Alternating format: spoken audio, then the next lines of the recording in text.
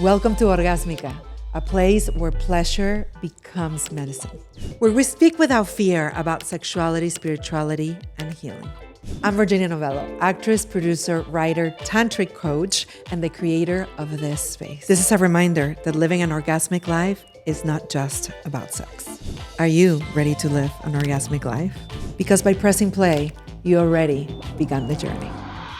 Hello, everybody. Welcome to Orgasmica, the podcast where we talk all about sexuality, sensuality, and all things healing. And today I have a very special guest that I just literally met in person, which is amazing. Would you introduce yourself? I'm Carol Register, and I was so happy to meet you. I co-host a couple of other shows, which is so amazing. I love doing that. Yeah. And I'm a NeuroCoach. So I created something called the NeuroWealth Method. And I take female leaders who are at 6 figures to 7 plus figures. I have a retreat center in Chile in the Andes Mountains, so we run retreats, which is amazing. Yes. And then in addition, I have a free Worthy Book Club where female leaders come in and we put our oxygen masks on first. We take a stand for ourselves, which is amazing. I love this group. And yeah, I just do a lot of different things and have a lot of fun. That's amazing. Another slasher, I call her slashers, the people that we love to just do many, many things and we have many passions. And how do they join? Because there is like an energy that joins us into all of these things, right? And so I definitely want to talk so many things with you. But one of the things I want to talk about is money. Okay, I would love it. This is my jam, baby. Okay, let's talk about money. I love the subject of money because, well, it's also a taboo. I love speaking about subjects that are taboo, and money is definitely still one that it's still very taboo. I feel like we don't know how to talk about money. I feel like money has it has shame, a lot of shame attached to it, yes. A lot of whether you have money or whether you don't have money. I feel people that have money carry shame for having money. People that don't have money having shame for not having money. These ideas that we have about money and the source of it, does it make you a bad person? Does it make you a good person? Like, what do you do with it? Like, it's like runs the world, right? The conversation of money. And it's still very taboo. Like, friends don't ask each other, how much are you making? Like, what is your relationship with money? You know? And so I love talking about things that are taboo and bring them back to life. And so how did you get into this topic of money and helping women specifically, right? Like, because that's another whole other subject of women and money. Exactly. So how did you end up in this place where you talk money, where you help women with money? How did this happen? Well, a big part of my passion is that there aren't enough women at the higher level tables. There need to be more seats at the tables, and think about what the world would look like with men and women actually collaborating and our voices being heard and our gifts.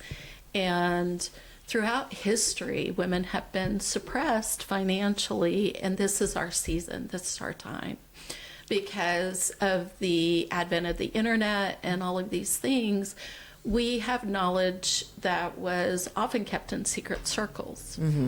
And I love that you brought up guilt and shame. Those are big feelings, emotions that we carry around money. And there's people that I've heard say, I would much rather talk about sex than money. Because there's such strong emotion tied to it. And so a big part of what I do is help rewrite and heal those limiting money stories that we carry around. Like exactly what you were saying. Oh, if I have money, I'm going to be filled with greed. Those people are greedy. They're power hungry. Money's behind all the wrongdoing that goes on. Money's evil. Money's evil. Yeah. And, you're going to be coveting and all these religious messages that we may have grown up with too, that are in movies and music and that we're surrounded with in our families. We may have family generational issues where we've got a generational pattern of poverty. Yeah.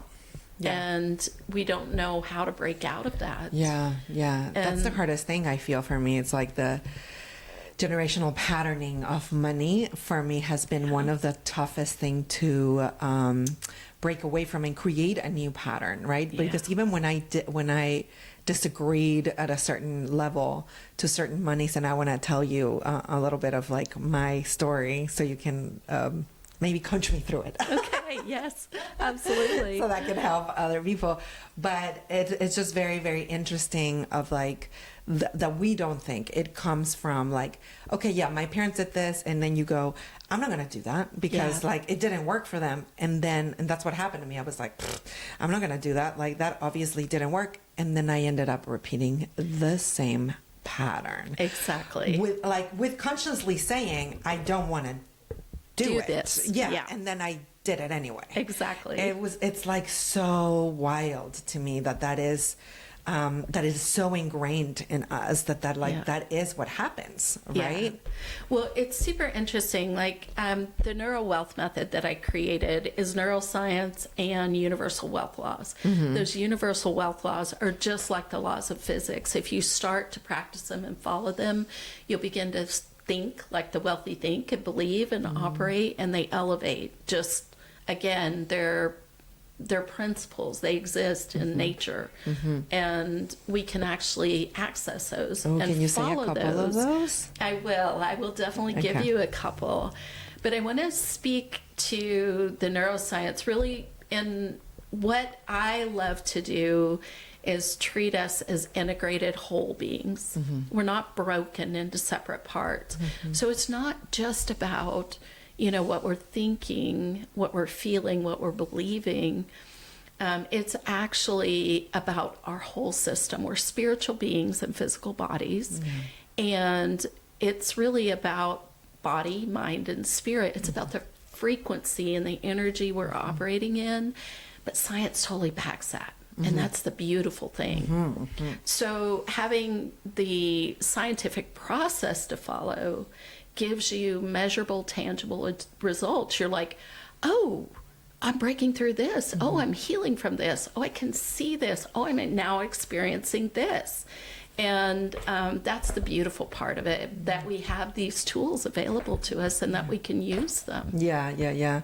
Because we don't think... Why do you think it's so hard to get out of that patterning more than other patternings of family thing? Well, a lot of it has to do with that strong emotion that's tied, because the way our brain treats it is, first of all, the majority of our limiting beliefs happen by the age of 8, over 90%. So we're little sponges. We're, we're listening to what our parents are speaking, our family, maybe it's an aunt and an uncle, maybe it's school, maybe wherever you are in your community, you're absorbing all these messages, and you may be hearing things like, oh, we can't afford that. Oh, that's not meant for us. Oh, no, I haven't even looked at my money in ages. I don't go there. I don't mess with that. I'm not good at that. And we get these messages that it's not meant for us. And or you're going to become bad, right? So we start to absorb these things, and they're running around in our subconscious. And the beautiful thing about our subconscious is it's a lovely system that protects us. It's an amazing system. We don't want to get rid of it, but it's the operating system. It operates, we make over 95% of our daily decisions from what's in our subconscious, not our conscious mind. And once you begin to realize that you can actually reprogram the faulty things that got into that system, that's when your power explodes. And we are way more powerful than we realize. And we haven't had a lot of people in our lives maybe saying that to us. Oh my God, 100%. I want to talk about the two things. Well, first, culture has a lot to do with it, right? I come from a culture Latin culture that you're familiar with, which por is amazing. supuesto, sí. It's just amazing. I grew up with soaps, with telenovelas, right? Yeah. And I read a book a Rose. long time. The Rose, La Rosa de Guadalupe. That's right. And one of the beautiful, I read a book that it was very like intense when I read it because I was a teenager and I was like wanting to act, and my dad was very against me acting in soap. So I started like reading about the creator, basic of Televisa, you know. And what they did is with the government, they created this system where all the soaps had a specific message throughout. Okay. All the rich people were bad, evil. They were the evil in the telenovelas. And then the poor people were the really good-hearted ones. Right. And in the rich people, there was always like a guy that was sort of evil, but sort of not. And the poor girl was going to make him be good by bringing him into the poor neighborhoods and him realizing that money is evil and money is bad. Yeah. And whatever soap you saw in the 90s, that is the theme throughout. And they blatantly said in the book, it was actually, it's on purpose. Yeah. You know, they want to keep people in that state of mind. They want to be like, so whatever media you're consuming, it also feeding your subconscious in that way, right? Whatever you are creating. So that's one part. It's like the culture, like the soaps that I grew up with and so many people did. And then there's the part of women. Yes. And this is a message that culturally I got from my dad, and not even like because that's how they did things. Like he literally said it to me. Yeah. He said, men have to be the providers. Yes. And then he said, if you make more money than him, you have to live with the means that he brings. Yeah. And I remember I said, this doesn't make any sense to me. What if he makes like $50 and I make $1 million? And he's like, well, no. Then I'm like, then I have to live on the streets. And he's like, well, otherwise he will leave you because he won't find his purpose. Yeah. And I took that and I thought, in the moment I fought with him. I was like, this is no, like I reject this. This is absolutely not. But then when I started really talking about my own, or like really looking at my own relationship with money, I have never made more money than my husband, ever. If he makes more, I make more. If he makes less, I make less. Yeah. And I was like, I cannot believe I did that. I created that, even though in that moment I thought this is the stupidest thing. I don't believe that. But then there's a whole other thing of like, women cannot make more. Women cannot be providers. You cannot, like, you will make a man feel less if you do this, right? Yeah.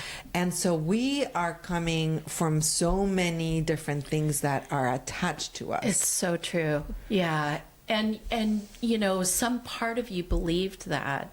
So then as you're moving forward, what happens is your reticular activating system in your brain, your RAS, gets activated. And this is a system where if you buy a new car, you buy a blue Honda, let's say, you begin to see blue Hondas everywhere on the street because your RAS has been activated to see those. And so when we get these messages, probably I would more than likely suspect that you got them all over the place. Your dad gave you that message directly, but it was reinforced in the movies, in the novellas, in the, you know, the messages that you were maybe even getting from a teacher at school, from the people around you speaking. And so our subconsciouses, they're not judgmental. They're not moral or ethical. They're absorbing. And so you're absorbing this information and you begin to operate by this faulty programming. And you don't even realize that that's what's back there driving you. It's like you and I are breathing right now. There's a couple of different ways our nervous system operates. But you and I are breathing right now. And I'm not sitting here saying to you, breathe in, breathe out. It's automatic. And so that's the way our subconscious works too. I can sit down on the sofa with you and tie my shoes and have a conversation with you, no problem.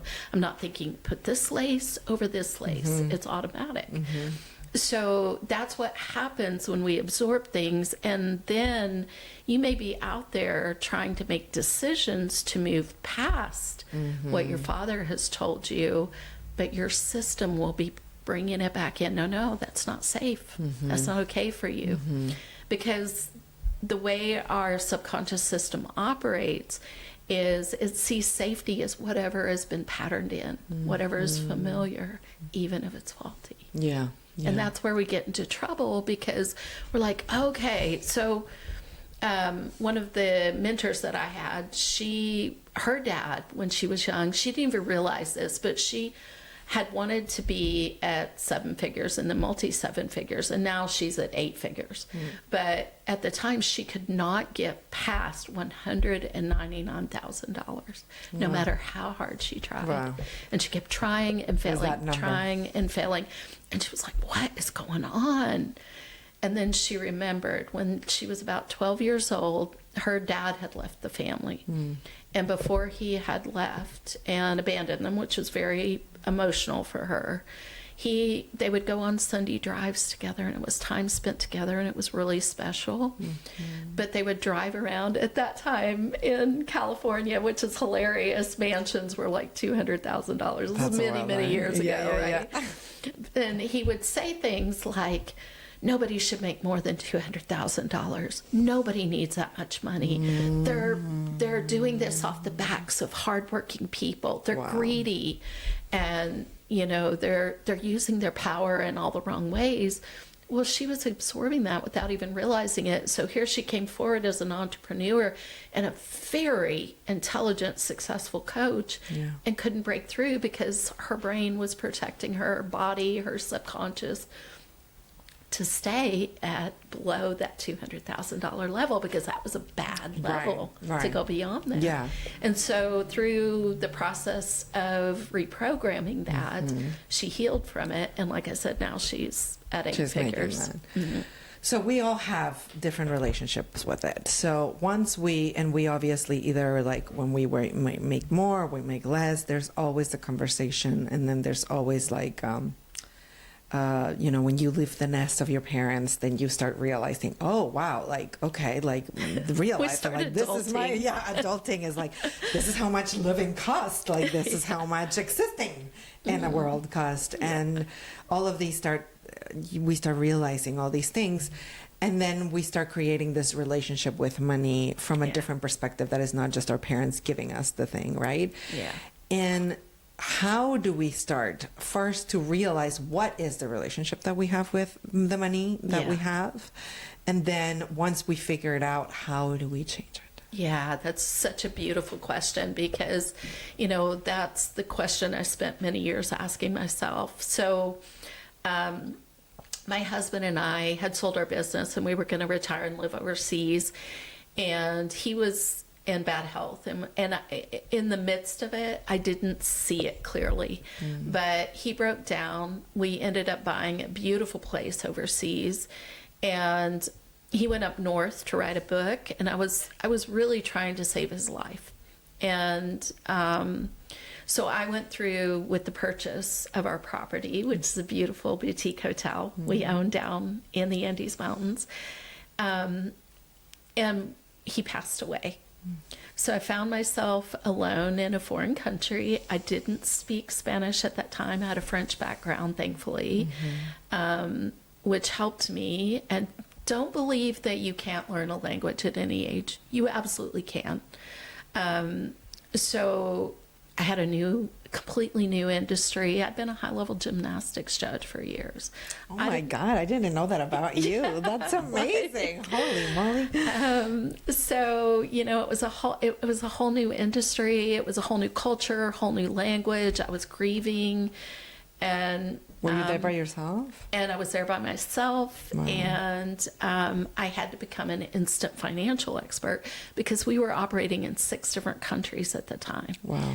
And because of the way that he had set things up, I didn't have access to the kind of help that I needed, maybe typically a family office or something like that. Yeah. So I literally had to figure it out. Wow. And that is one of the reasons I am so passionate about helping women and doing what I do, because it's important that we understand, that we know what to do, that we are given that power, and it's not the money. Whether you have it or you don't, I love that you said that. It's about those things that we desire that are underneath that. Do you want the freedom? Do you want to take care of your family? Do you want the experiences? Do you want to contribute to important causes? You know, whatever it is that's underneath, that's what you want to begin to ask yourself.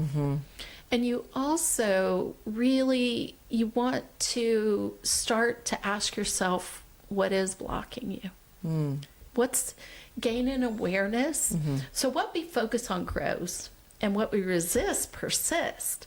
So when we're gaining an awareness of those limiting money stories, we are not wanting to put a focus on that, or we're not wanting to shove it away and start to resist it. That is something that's very common, but it's a big mistake. Yeah.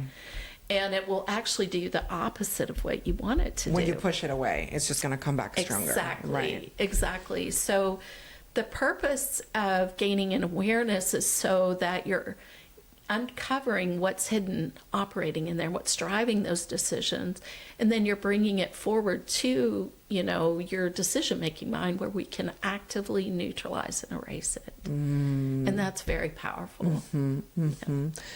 So how do we neutralize and erase it? What is that process? How does neuroscience play a game on this specific subject? So this is the beauty. We have neuroplasticity, and that's our power of choice. Yeah.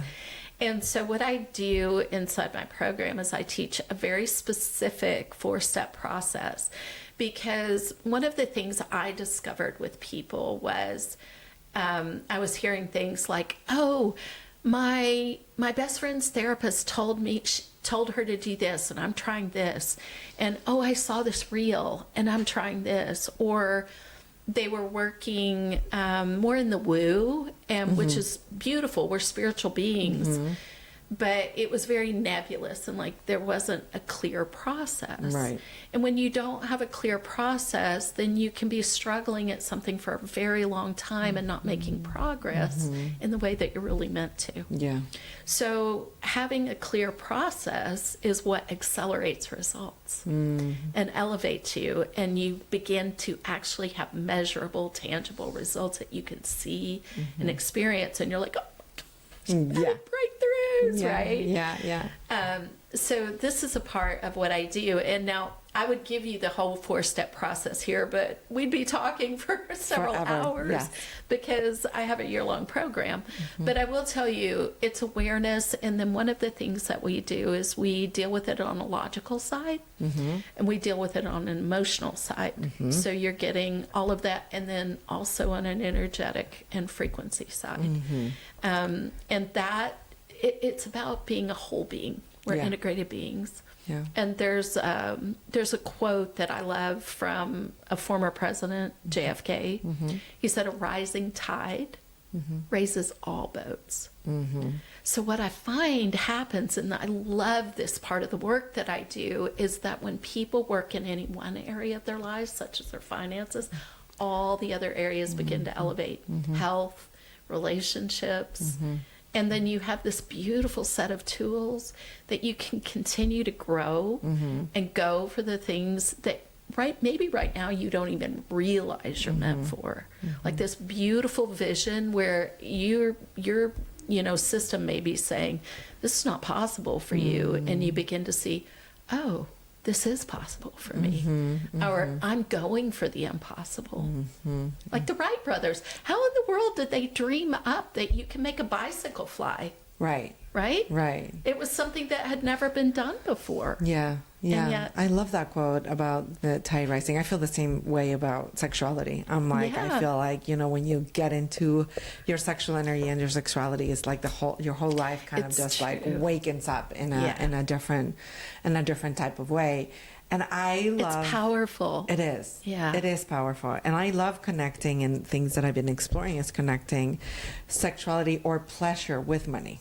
Yes. Yeah. It's like bringing in, because I had such an aversion of looking at my bank account, and I'm sure I'm not the only one Right. in this space that a lot of It's people normal get. to want to avoid what you don't feel a connection head in the to. sand, you know, that type of thing of like, if it doesn't exist, I don't need to worry about it, you know. Yeah.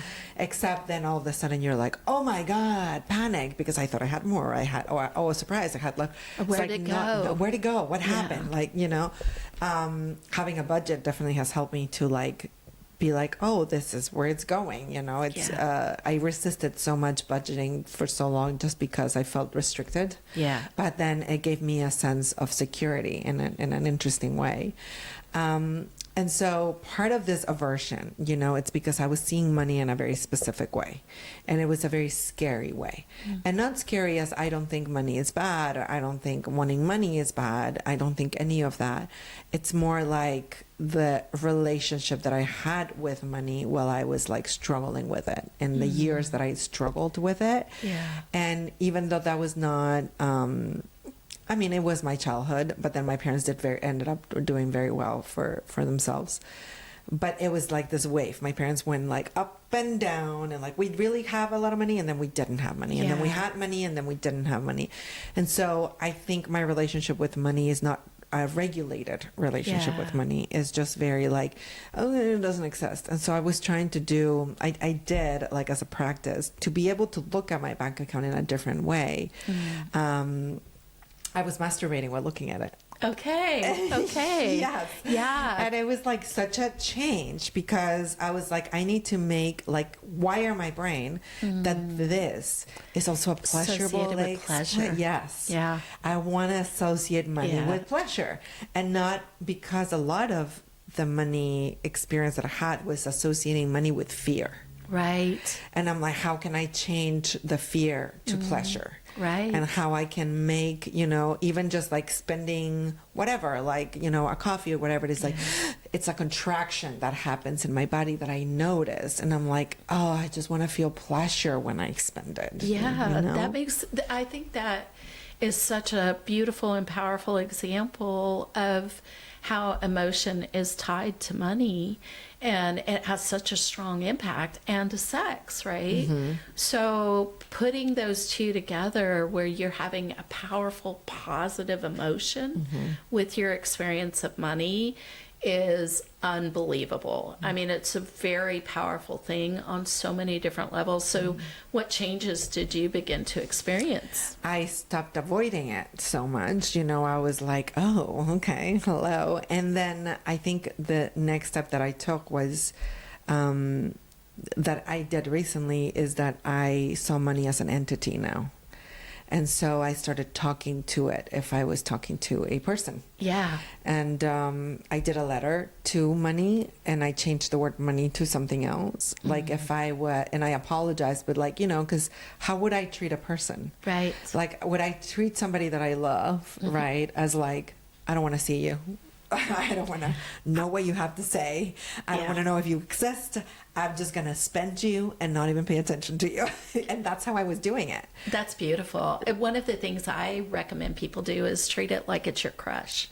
Like if you had a crush. I love that. Because would you avoid your crush? No. No, you look forward to, you're like wanna hoping they call and it's be exciting. with them. Yeah. And then you begin to make friends with money. And that's, you know, money is a tool, but it is an entity. And what a lot of people have been told that have come to me is that, oh, I don't want to be mastered by this. I don't want it taking control of me.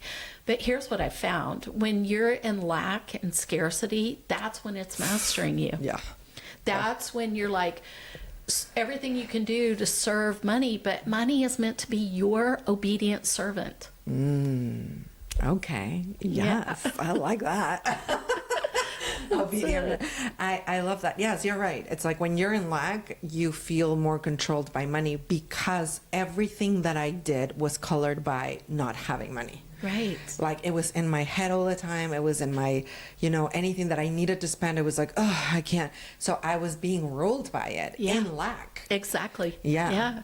Yeah. So I think that's a beautiful example of that. And that was really transformational for me because I had grown up with a lot of the religious stories. A lot of the religious stories that surrounded my life were things like, it's more important to be in poverty. It's more important to be sacrificing. It's more important to be, In service. all that the way. things. And we as women are very nurturing by nature. And so what was happening was I was overgiving.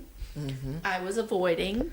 I was fearing. I was fearing losing it. And so then I was actually creating that scenario for myself. And so you hear that with celebrities and with lottery winners where they lose it all, but it's because of that internal wiring.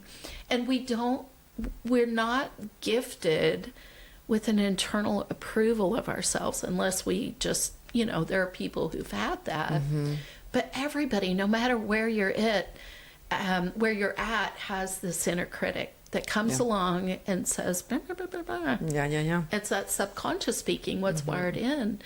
And so when you begin to see that, no, it's when I'm operating in abundance that I'm standing in the power that I'm meant to have and meant to create with. So when you lost your husband, was that a time that you needed to rewire yourself into that? And when did you realize that needed to happen? It took a while. I would say probably it was a good 5 years after he passed. I had an intuitive sense that I was the one standing in my own way, but I didn't know how to fix it. And so when I got certified, became a NeuroCoach, that's certified NeuroCoach. My mentor, she has her PhD in neuropsychology, and I heard her on a podcast, and she was saying, you can actually remove your limiting beliefs. I was like, wait, you can do what? You can remove them? Are you kidding me? I was like, count me in. And even with saying count me in, it took me about 4 months of resistance because everything in my system was going, this is not safe. Right. And I think what you were saying about combining sex, one of the ways women approach wealth differently than men and from a different energy is we look at it through the lens of safety.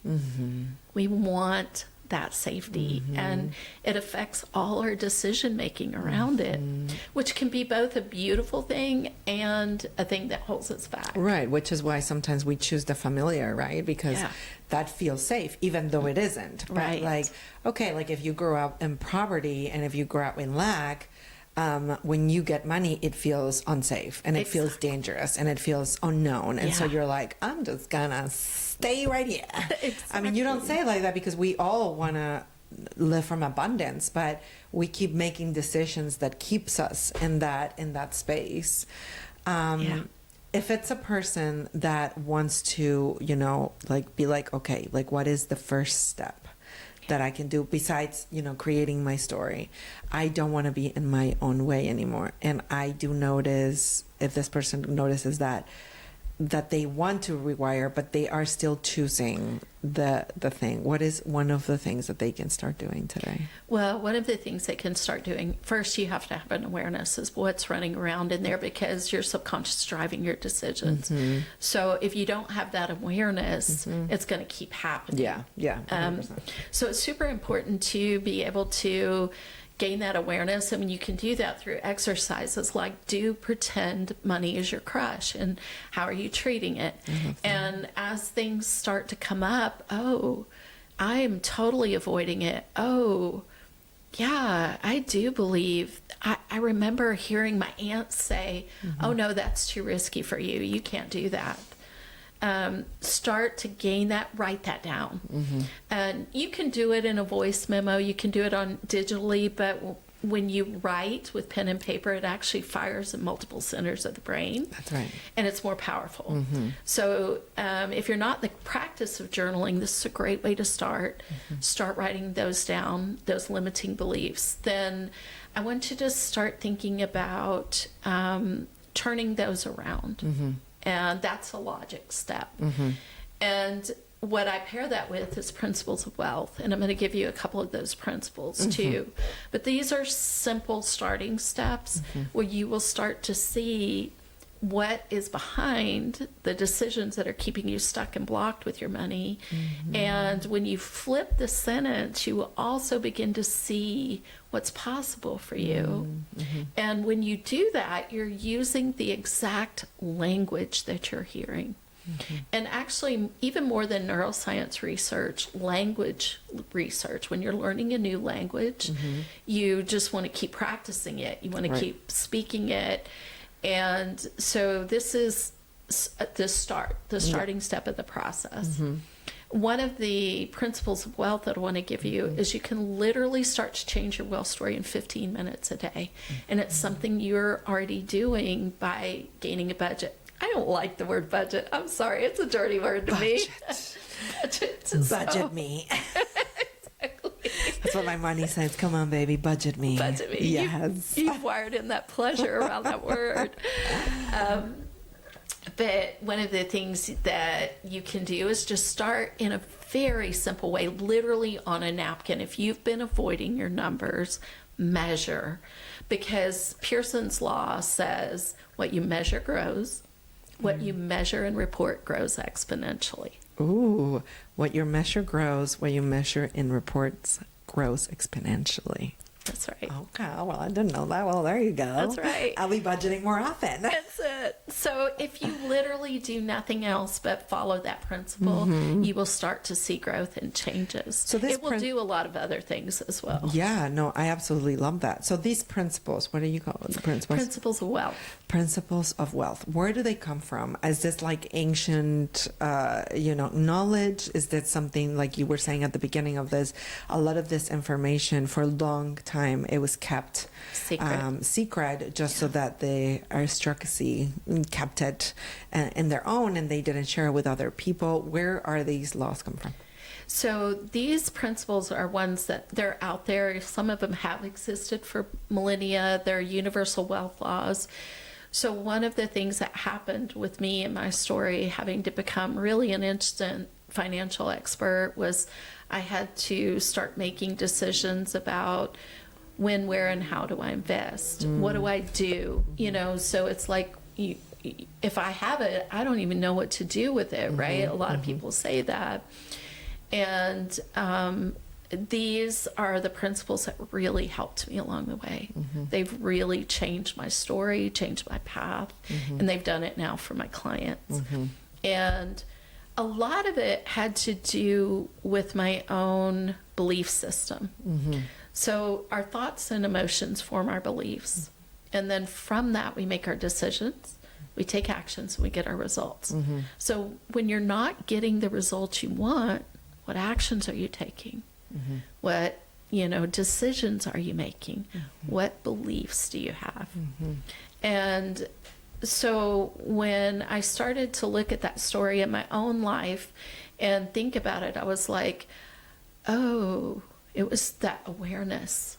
Oh, this is what's happening. Oh, this is what I'm believing about this. I heard all the time, money doesn't grow on trees. Right. We can't afford that. Right. And even people in my family that have a lot of wealth were saying those things. And it was super interesting. And so you begin to meet people who are wealthy and miserable. Yeah. Or who are losing it. Yeah. And that's why. Because of these hidden stories that are running around. Right, because that's also an important distinction. Not only it's the people that are in lack or don't have money that have these beliefs. There are people that have money. Yeah. And are in these beliefs. Exactly. And they cannot, or because of this belief, enjoy their wealth in that way, right? Yeah. Like, because they're always thinking, I'm going to lose it. Like, I can't spend it. And they're like, have millions and millions. And you're like, I don't know, like from up here, from down here, I don't think you can lose it. But to them, it's pennies, you know, and they become I met a couple of really wealthy people that they were overthinking whether they should buy gum or not. And I could just not believe that I'm like, but you have millions of dollars. They have such a strong fear of losing it. I'm like, why are you like, I'm like, that's for me. When I didn't have money, I had to question because I had $100 in my bank account, you know, but I couldn't believe that that's something that they were also going through. So money or not money, we can still have the same type of relationship with it. It's right. Yeah. That's right. And so with the principles of wealth, I begin to study and to educate and to learn. Like, I'm not a financial advisor. I'm only a financial educator. But what type of investing is there? What do I need to know? And people started to come out of the woodwork to steal. And so that was something where when you're educated, when you have knowledge and information, then you know how to prevent that. You know what to do. You know what steps to take if it is to happen. And I wanted to know how the top 1% to 3% think and operate. And so that's where I started to compile these, put them together. There are others out there, but I have about 40. I have a good number of them. And they stack on one another. So my very first principle of wealth is your relationship with money is a reflection of your relationship with yourself. That's a hard reality. Right, because why did you think that? You know, it really is true. We often are not intimate with ourselves, with what we want, with who we are, whether we deserve it. And we've, if you're anything like me, you can probably recognize where you've looked for others' approval. You've looked for validation from outside sources. If I'm doing this, if I'm hustling, if I'm working hard, I'll have everything. But we know that's not the truth, because if we look around, if hard work was the only thing we needed to have wealth, there would be many wealthy people. Yeah, I know so many people that work so hard, like 4 jobs, you know, like, right. And then we get burned out, we get tired, we begin to settle, we begin to shrink back. And so it's something where I could see that there were certain patterns existing that were different from what I had been educated in. Like, we don't learn the principles of the wealthy the way they operate in school. Right. It's not taught to us. And I wanted to know, like, what do I do? How do I move forward? How do I provide for the people that I need to provide for and want to provide for? And I actually learned to stop using the word want. Because when I use the word want, it means I don't have it. I'm in lack. So I changed that to use I desire. That's one of the words I use. But I also am very specific about not speaking that language any longer. So I speak the language of what everything already exists for me. It's already there in the quantum field. And so I'm just accessing it. Right. And instead of thinking there's not enough to go around, there's more than enough to go around. And if I have it, you won't have it. Or if you have it, I won't have it. No, we both can have it. We live in this beautiful, abundant universe. You and I can't count the stars.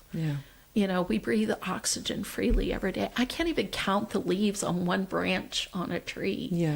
And so when I started to look at all the abundance that we live within and change that internal story, then I started to reflect that in my language.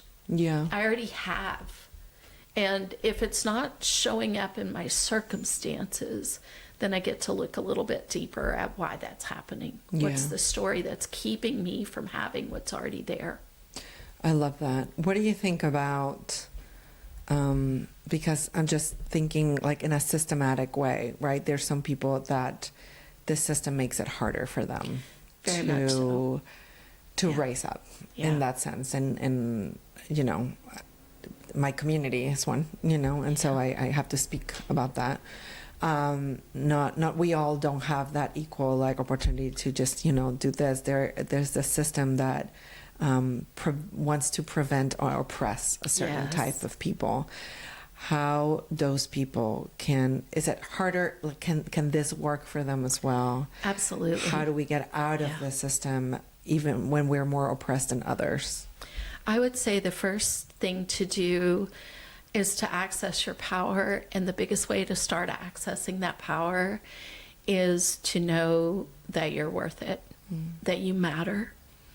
And one of the examples I give is we don't look at a baby in a crib, even if we don't have our own children, you know, maybe our family member, maybe we have a niece or a nephew or best friends had a baby.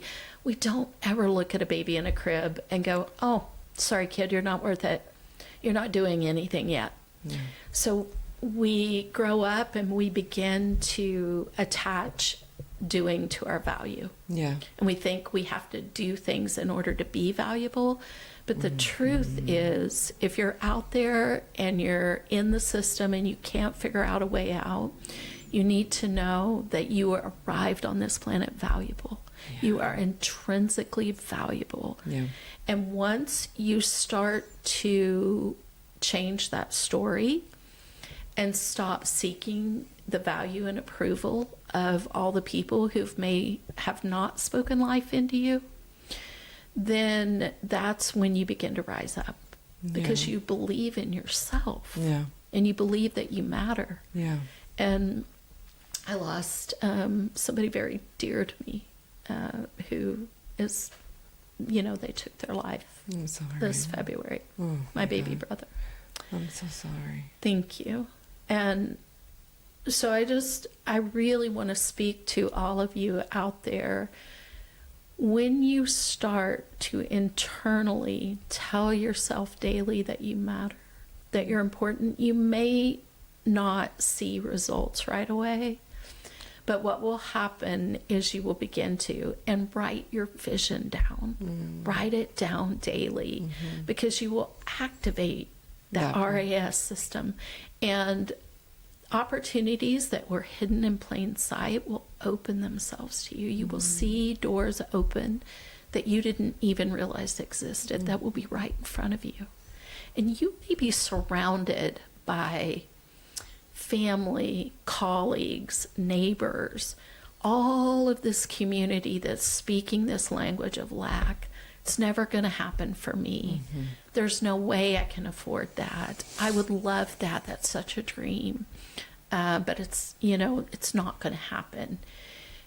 Begin to listen for those voices so that you can block them from your energy and from yourself. Because it's not necessarily what other people say to you, but it's how also people talk to themselves and how you're absorbing and about their own experiences with money. Exactly. It's never about judgment. No, it's just noticing, right? It's just noticing. It's getting curious. It's getting curious and like seeing like, oh, this person is speaking about that. Like, that's interesting. Thank you for talking about that and your brother. And I know a lot of people that listen to this podcast talked about mental health. We talk a lot about that. So it is like so important to also mention that, right? And surrounding yourself with also people that speak money in a different way. What do you recommend when there's a couple and when you get together with a person, you have a different relationship with money? And I think one of the strongest, most things that people have with their person is their different money stories and how they see money in a different way. When you want to get out of your money story and your partner's still in their money story, what do you recommend into that space? That's a beautiful question. I recommend that if you're on the journey, you're open to building a beautiful relationship with money and bringing what is meant for you into your life, which everything is meant for you. There's no limits on that. We're limitless. Then you put yourself in those communities and with those mentors that are going to help you. If you're not able to do that in a paid way, find those communities and groups that are out there that are free. Women's.net does with the Amber Grant. They give away 3 grants for startups every month. So this is one of the doors that may begin to open for you, that you begin to see. Just know that it's not about your circumstances. It is not about what's in your bank account. It's about believing in faith what's already there for you. And you don't see it yet. That's what belief is, right? But this is where you will start to notice things and experience things. So back to your question, when you're in a journey with somebody close to you, partner, family member, another couple, friend, they may not be in that same place on their journey. So there's no judgment on them. They are where they are. However, you may find that your change begins to disrupt them. When you change, it inspires those around you. That energy spreads. And when people aren't ready for it, they'll resist you. Yeah. And when that happens, just take a deep breath, be okay with that, recognize that they are where they are, but you stay focused on you and your why and why you're changing. And if they want to be alongside you, they want to come on and learn from you, you will be inspiring change in their lives, whether they like it or not. If they're open to that, it'll be great. You'll begin to grow together. If they're not, let them be where they are. Don't bother them. Don't force it on them. Leave them alone. And they'll either decide that they want to be on that journey as they see you. You'll inspire changes just by what's happening in your life. And if they don't, that's okay. You just love them and accept them where they are. Yeah. That's a beautiful answer. Thank you so much. I'm just going to ask you a last question that I ask everybody, which is, what is an orgasmic life to you? Oh, that's such a great question. So sex is something that has strong emotion, and we're sensual beings. And just like with our limiting money stories, we get limiting sex stories too. And we block ourselves from really living in our full sensual abundance. And I have been in that place in so many spaces in my life where I didn't even realize that I was not realizing it was in my subconscious, and I was blocking myself from that. And I think what you're doing is beautiful, because when we start to step into ourselves as full, whole, beautiful beings that matter on this planet is when magic happens. Oh my God, that's such a good answer. Thank you so much. Thank you so much for being here. I appreciate you. I know you live in Florida and you happen to be here, and I snagged you today to this side of town and a very, very busy day for you. And so it means so much that you share your amazing insights about this and part of your story. And so it's so meaningful. Please tell people where they can find you, how they can reach you, all of the things. So I have a couple of free gifts. One I have is a wealth activation, and I would love for you to have that. It's, using some of the NeuroWealth principles that I have. And just DM me on IG. You can find me on IG, Facebook, LinkedIn at Carol Register. My handle on IG is NeuroCoach Carol, like neuroscience. It's NEURO Coach Carol. Just send me questions. I love connecting. I love making friends, and reach out if you're struggling with something, you need to know something. I'm here for you. Just let me know. I'd love to help. Oh my God. Thank you so much, Carol. Thank you. And thank you everybody for tuning in today. The next episode, it is in Spanish, but I will see you here in English in 15 days. Thank you Yeah. so much for being here. And Muchas gracias. That's right. Yeah, me gusta mucho. Gracias. Share this episode and rate it. It really, really, really helps us. Share with somebody that needs to listen to this. If it resonated with you, share it with that person. You're like, this person needs to see it. It really, really helps. Yeah. Thank you so much, everybody. Have a beautiful day.